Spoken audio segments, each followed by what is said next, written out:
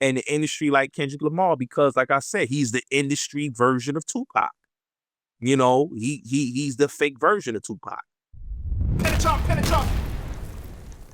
Let me ask you about Kendrick, right? Because I had Diabolic on my channel, and he said that Kendrick Lamar is a whack Andre 3000. He said that he's a terrible rapper. He did not like Us.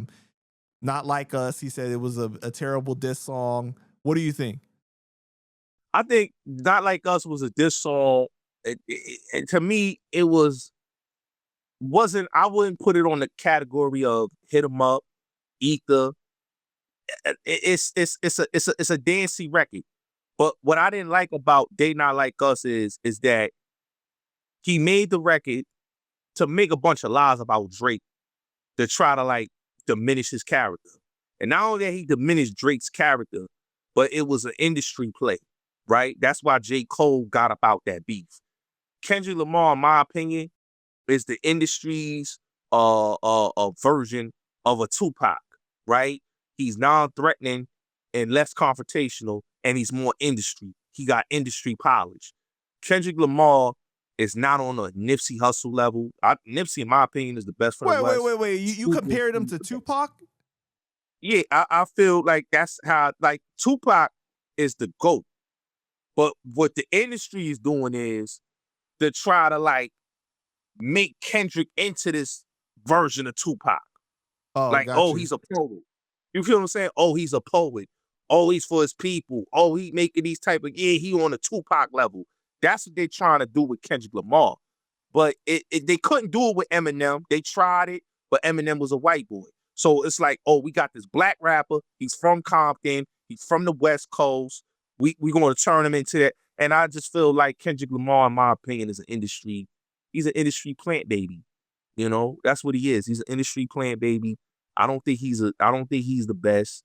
I rock with J. Cole, and then when it comes to the West Coast, the Schoolboy Q is Nipsey Hussle. Nipsey in the game. That's who I bump. That's who I bump regularly. You know, Nipsey, the game, J Rock, Mozzie, you know, Schoolboy Q. You know, Kendrick, in my opinion, you know, he started off as a hype man, and then they blew him up. But I just think that he's an industry darling. That's what he is. You see all the Grammys he got, he's an industry darling.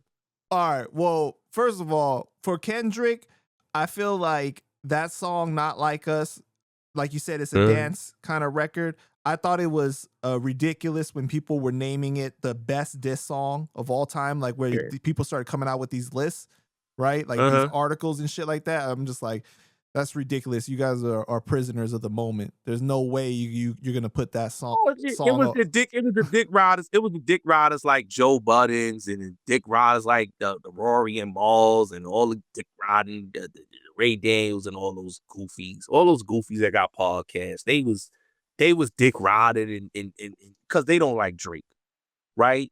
But at the end of the day, how y'all don't like a man that has basically given everybody a big feature in the game?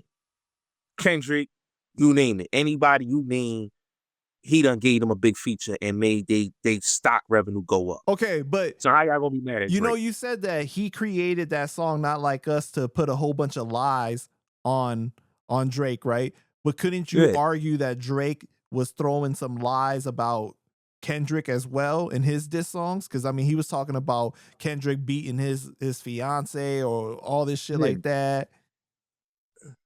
I mean, you know, but that's what they do in hip hop. You know, they put a lot of lies in there. You know, look at Takeover. It was lies and Takeover. But if you're gonna hold that against Kendrick, you got to hold it against Drake too, though.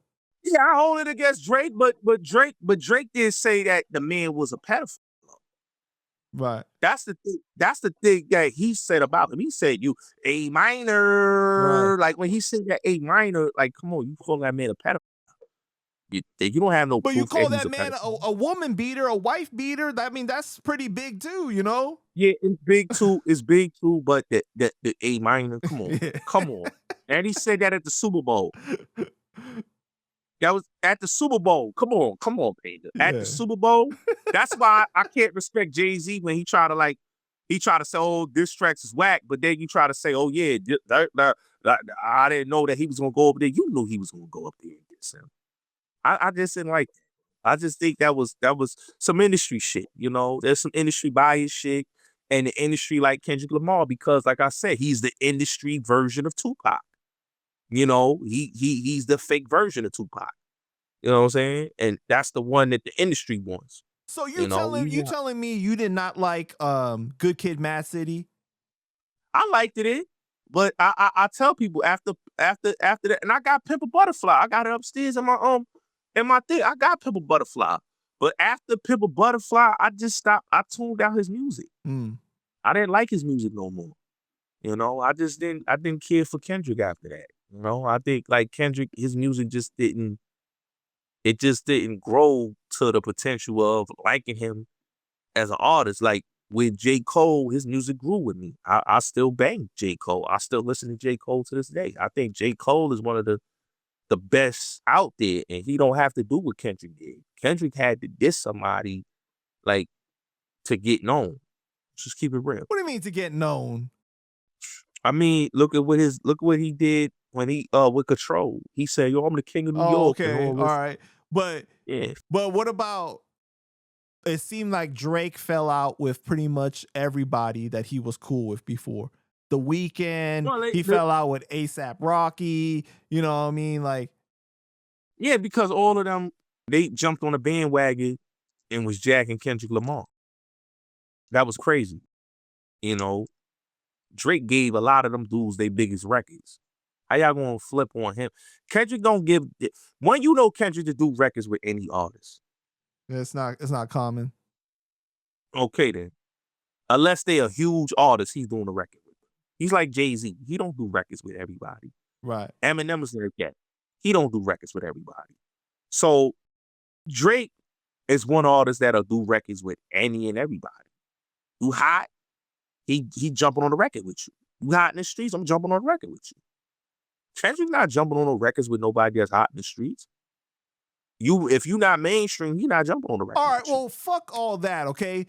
This is what I really want to get to now, because you done got me fired up now, okay? What's up with these big ass rappers that be going on all these people's platforms that ain't from the culture?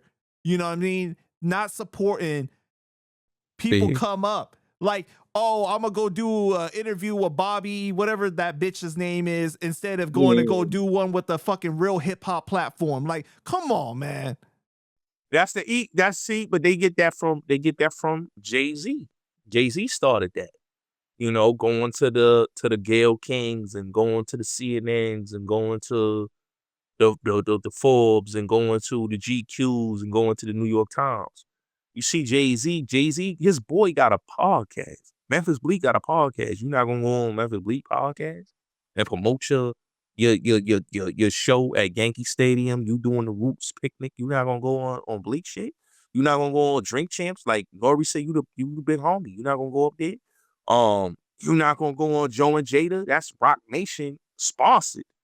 You're not gonna go on a Rock Nation platform. See, but that's what I'm talking about. Like, I think that we need to get back to that FUBU state of mind, for us, by us type of shit. You know what I mean? Like, we need to do that. But like, I feel like people are just like even what's that comedian's name? The one that rock with Charlemagne. Oh, you talking about Andrew Schultz? Andrew Schultz. Yeah. He gets some big guests, right? That don't be going on regular hip hop platforms. Like, I don't know why people do this shit.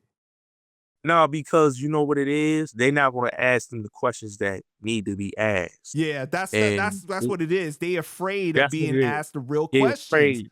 And the thing is, it's like people like I said, Jay-Z again, he don't want to be asked the real questions. That's why he did the whole Forbes, no, not Forbes, GQ and New York Times.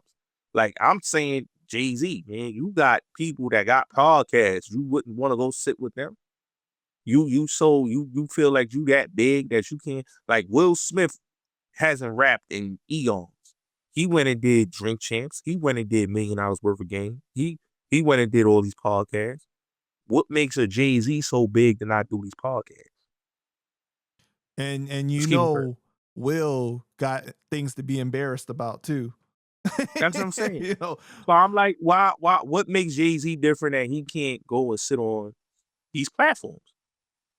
These guys it's the ego, man. It's the ego, man. But yeah, man, you know what it is, man. Panda, man. We been here for a minute, bro. yeah, man. All right, Bulletz, man. I just want to thank you for your time, bro. Is there anything else you want to say to the people before we go ahead and wrap it Oh up? yeah. All right, yeah. Y'all already know what it is. Your boy Bulletz Gotti. Make sure y'all like, share, and subscribe to my boy Panda Chop. And go check out my new podcast, Hell in the Cell podcast with me and Snow Billy. Make sure y'all go subscribe. The merch is coming out soon. I got a couple documentaries. I got a book on the way called A Co-op Syndicate coming out. I'm working on a lot of projects, man. And y'all know the Bulletz Gotti Show 2.0. Go subscribe to that. Follow me on Instagram, Bulletz Gotti. And you know, we keep working, baby. We do what we do.